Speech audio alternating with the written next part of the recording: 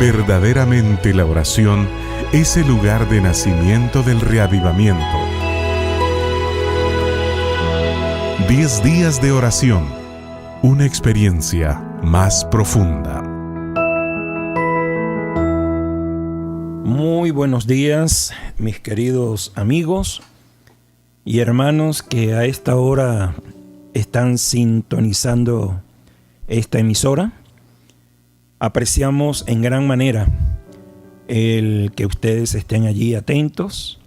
Sabemos que el fin de semana es un momento, un espacio de tranquilidad, pero hoy el pueblo del Señor nos preparamos también para ir al templo con el único propósito de adorar a Dios y de recibir el alimento espiritual que nos capacita para seguir adelante en esta lucha cristiana. Antes de tener la meditación, quisiéramos decir que para mi esposa y para mí ha sido un privilegio mañana tras mañana estar aquí y compartir con ustedes esta experiencia. Como sabrán algunos, nosotros ya estamos jubilados, mas no retirados, después de trabajar por 45 años como ministros de la iglesia en diferentes países, en diferentes lugares, y nuestra última experiencia en la división interamericana. Fueron años realmente bendecidos, conocimos mucha gente, nuestro concepto de la iglesia se amplió y bueno, estamos ahora aquí en Guatemala a la disposición de la iglesia. Dios nos ha permitido estar acá, así que es un privilegio realmente poder seguir sirviendo. Somos pastores, soy pastor y lo seré hasta el último momento de mi vida. Así que queríamos compartir este testimonio porque creemos que los primeros bendecidos somos nosotros. Creo que también que fue una buena idea alargar los 10 días de oración a 11 días. ¿Por qué? Porque lo que vamos a meditar ahora tiene que ver con la oración y es el propósito que el Señor colocó en la mente de los dirigentes de nuestra iglesia para celebrar y para poder reflexionar durante 10 días que, repito, deben convertirse en una experiencia en nuestra vida. Orar todos los días, leer la palabra y compartir con otros el evangelio. Vamos a reflexionar un poquito acerca de la oración. Y hay 2 preguntas que son clave, que vamos a tratar de responder y vamos a tratar de ver en la Biblia la respuesta y lo que el Señor dice al respecto. En primer lugar, ¿por qué orar? ¿Por qué orar? Algunos dirán, pastor, pero si yo he aceptado al Señor y ya me he bautizado y estoy en la iglesia, ¿acaso el Señor no sabe mis necesidades?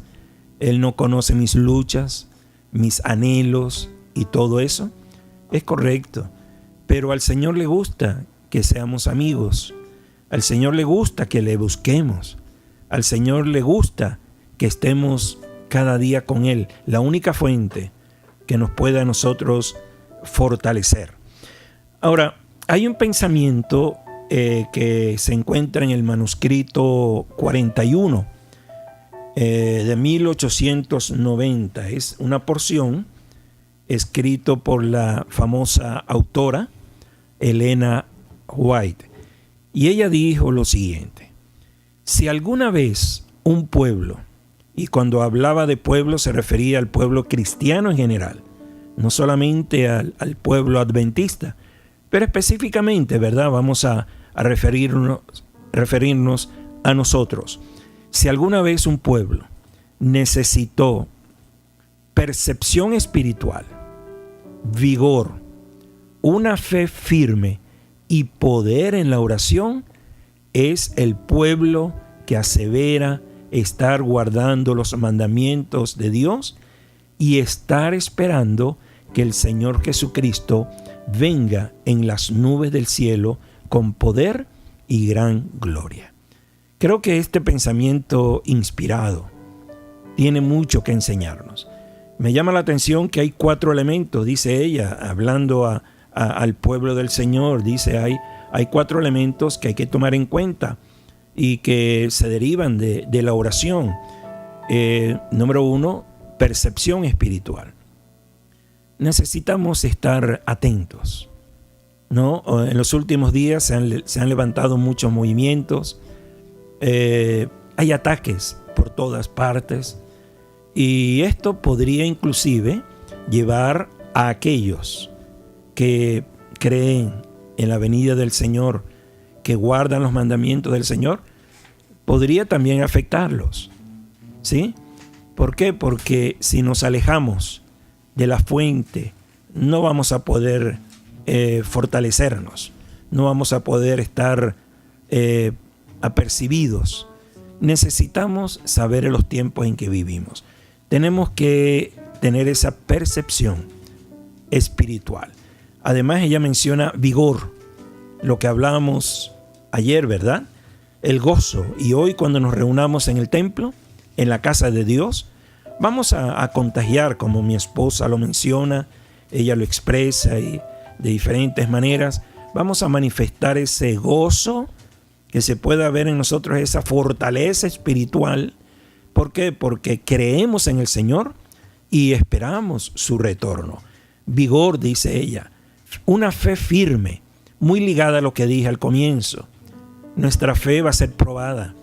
Nuestra fe va a ser colocada en una situación en que vamos a necesitar fortaleza espiritual.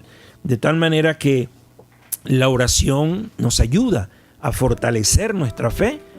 Por lo tanto, ese poder en la oración cada día debe fortalecerse y cada día debe ser mayor. Y eso va dirigido a aquellos que decimos que creemos en los mandamientos de Dios y que esperamos la segunda venida de nuestro Señor. Hay un pensamiento dicho por una persona también dedicada al estudio. Dice, si se llevara a cabo un estudio para descubrir las causas secretas de cada edad de oro de la historia humana, no debería sorprendernos que todo procede de la devoción y la pasión correcta de un solo individuo. No hay movimientos de masa genuinos, solo aparentan serlo. En el centro de la columna siempre estará la persona que conoce a Dios y que sabe hacia dónde va. Ahora, esto me llama la atención porque a veces nosotros esperamos que sea la iglesia la que nos motive a ser mejores cada día. Es cierto, cuando nosotros nos congregamos es para darnos ayuda mutua, para fortalecernos a través de los dones que Dios nos ha dado. Pero no podemos esperar que sea una junta de iglesia. No podemos esperar que sean los ancianos de la iglesia. No podemos esperar que sea el pastor, que sean los dirigentes de la iglesia, a que nos motiven, a que nos convenzan y nos conviertan a que la oración es necesaria y verlos en ellos. No. En la iglesia habrá un reavivamiento. En la iglesia habrá una transformación en el proceder y en el sentir y en el ver cómo son las cosas cuando cada uno diga, yo voy a ser una persona consagrada, una persona de oración, una persona que cree y practica lo que es la oración y el poder de Dios que hay en ella. Así que no esperemos en otro. Si tú y yo vamos hoy a la casa de Dios, al templo, esperando que nos digan cómo debemos ser y que nos inyecten algo que nos transforme, que nos ayude, amigo, vamos con el propósito equivocado. Más bien nosotros debemos ser fuentes de bendición. Nosotros debemos ser los que contagiemos. Que cuando saludemos a nuestro pastor, cuando saludemos al hermano, cuando saludemos a las visitas, ellos puedan sentir esa energía espiritual, puedan sentir esa alegría, ese gozo. Eso es contagioso, como dijimos ayer. Y de tal manera que les queremos invitar a ello. Les queremos invitar a ello. Ahora, el otro punto es el siguiente. Por lo general, cuando nosotros oramos, recuerden que en estos días mencionaba que la oración tiene un significado maravilloso, además del poder que hay detrás de la oración. Recuerden que mencionaba que cuando en nuestro hogar, en un lugar escogido, vamos a orar y nos arrodillamos, ¿sí? Nos arrodillamos. Ese acto de colocarnos de rodillas significa que nosotros estamos humillándonos, que estamos colocándonos en las manos de Dios. Es un acto de humildad. Por supuesto, nosotros quisiéramos arrodillarnos cada vez que oramos, pero no, como dice la Biblia, hay que orar en todo lugar. Y no vamos a en todo lugar, en fin, atravesando una autopista, conduciendo el auto, estando en un supermercado, en fin, no. Es la oración privada. Aun cuando estemos en el templo y se nos invita a orar de rodillas, si podemos hacerlo, mejor. ¿Por qué? Porque estamos diciendo, Señor, aquí estoy, humildemente. Es un acto de humildad. Y número 2, estamos diciendo, tú eres mi creador. Del polvo vine y al polvo volveré algún día. Porque al arrodillarnos, miramos hacia la tierra y vemos allí el poder de Dios que un día nos formó. Así que la oración tiene mucho poder. Además de eso, ¿qué significa cuando nosotros oramos en el nombre de Jesús? A veces lo hacemos, ¿verdad? Y yo voy a confesar que lo hago, estamos tan apresurados que oramos y comenzamos orando en el nombre de Dios, o terminamos orando en el nombre del Espíritu Santo, o terminamos, no decimos nada, simplemente oramos y dejamos allí. Ustedes dirán, pastor, pero lo que importa es la sinceridad, no son las palabras. Eso es cierto, porque el Señor conoce las intenciones profundas que hay en nuestras vidas. Y Él puede tomar eso, esas palabras que no hay maneras de expresarlas, Él las traduce. Pero, ¿saben? Hay algo importante. Cuando hablamos y cuando oramos y mencionamos al final de la oración, Señor, aquí está mi vida, aquí están mis peticiones, aquí están mis agradecimientos y todo esto te lo pido en el nombre. Y ahí viene el nombre de Jesús. ¿Por qué? Los nombres tienen un significado. Los nombres tienen poder. En esta tierra, si nosotros conocemos a alguien importante, a alguien reconocido, con autoridad, y tenemos el privilegio de compartir con esa persona, y al final de nuestra conversación y nos hacemos amigos y todo, aquella persona me dice, pastor, aquí le dejo mi tarjeta. Cualquier cosa que usted necesite, usted solamente muestra esta tarjeta y eso abrirá puertas. Yo recuerdo una experiencia que tuve estando en México en una actividad muy grande de la iglesia, en una de las uniones mexicanas, y estaba predicando y de pronto me dicen, pastor, acaba de llegar el gobernador del estado. Así que inmediatamente llegaron los guardaespaldas, aquí todo se volvió un movimiento grande, la seguridad. Yo tuve que suspender y detener mi sermón para que el protocolo de la llegada de una autoridad se cumpliera. Un privilegio, ¿no? No todos los días tenemos la visita de una autoridad en una reunión nuestra. Así que me quedé quieto, se arregló todo, pero mientras él llegaba y mientras todo se organizaba, pensé, ahora voy a tener que cambiar mi tema y adaptarlo, porque esta gente también necesita oír de la palabra. Y gracias al Señor que Él da la capacidad. Cuando Él llama, Él da la capacidad. Así que el gobernador subió con la directiva. Imagínense el protocolo en un estado muy importante allá en ese gran país de México. Así que nos presentamos y seguí predicando. El tema que Dios me concedió fue una bendición. Al final, cuando nos estábamos despidiendo y el gobernador se despedía después de dar un saludo a toda la iglesia, él me dice, mire pastor, a mí me gustó mucho, me dijo, lo que usted mencionó, me llegó a mi corazón. Y pastor, yo quisiera que usted me visitara a mi casa. Y me entregó algo que me podía identificar. Así que fue una bendición. Imagínese usted qué hace uno con una tarjeta o una invitación de un personaje. Ahí mismo nos abren las puertas. Es más, nos ofrecen, si tengo sed, quiere tomar algo, quiere comer algo. En fin, ¿todo por qué? No por mí. Un ser insignificante. Pero estoy representando y estoy llevando a alguien. La identificación de alguien que tiene mucha autoridad.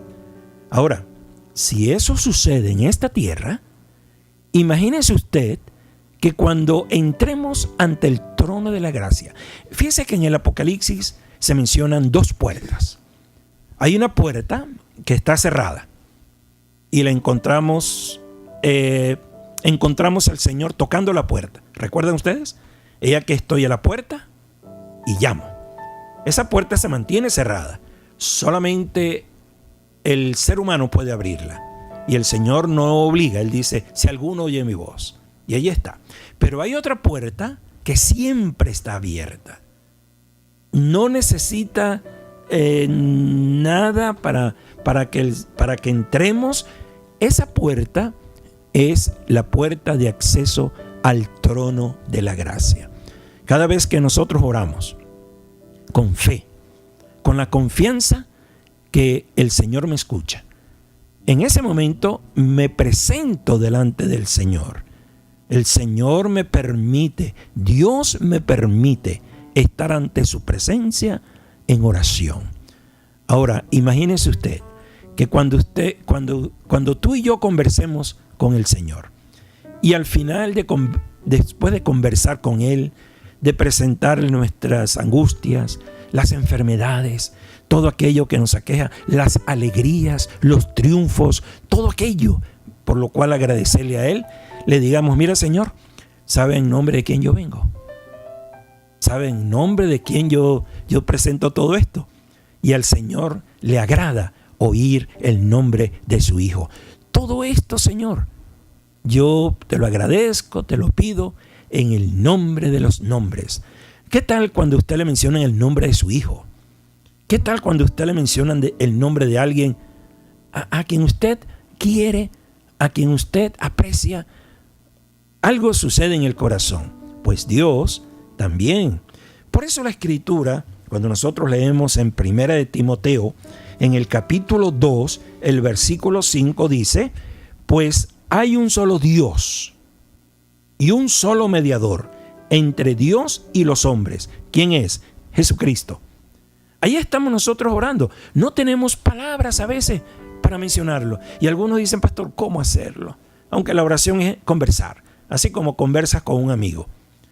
Ahora, ¿quién está allí para interceder? ¿Quién está allí para interpretar lo que tú sientes en tu corazón? ¿Quién está allí para decirle al Señor, Señor, Él quiso decir esto, Él quiso decir lo otro? Por favor, entiéndelo. La Biblia dice que el único que hace esto es el Hijo de Dios, Jesucristo. No hay otro mediador. No podemos colocar otro mediador porque la Biblia dice que es el Hijo de Dios. Y en Hebreos, en el capítulo 4 y en el versículo 16 dice: acerquémonos pues confiadamente al trono de la gracia para alcanzar la misericordia y hallar gracia para el oportuno socorro. Imagínese usted todo lo que está a nuestro favor. Miren esto. El Espíritu Santo nos redarguye. El Espíritu Santo en este momento te está diciendo: hombre, hay algo en tu vida. Ya hablaste con psicólogos, ya hablaste con tu pastor, ya hablaste con un amigo. Mira, tienes esto, tienes esta dificultad. Y el Espíritu Santo te habla a tu corazón y te dice: ¿por qué no le hablas a Dios? ¿Por qué no le hablas a tu Dios? Entonces oramos, vamos a Dios y le contamos nuestra angustia, le contamos nuestra dificultad, le contamos lo que hay en nuestro corazón. Y entonces ahí está su Hijo diciendo: Padre, este es tu Hijo. Padre, escucha la oración de este Hijo tuyo.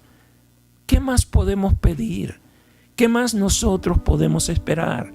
Tenemos todo a nuestro favor. Hay una cita que por cuestión de tiempo no lo voy a leer, pero que dice: hay poder, hay poder. Los discípulos no lo entendían, pero cuando mencionamos el nombre de Jesús, hay poder. Y el Padre responde. Me llama la atención esto, un pensamiento de la esposa de ese famoso científico Alberto Einstein. Una amiga le preguntó un día a la esposa de él y le hizo esta pregunta: ¿tú entiendes la teoría de la relatividad? Y ella responde: no del todo. Y luego agregó: pero comprendo a Alberto y puedo confiar en él. Hermano y amigo, hay cosas que no entendemos. Hay cosas que nunca vamos a entender en esta tierra.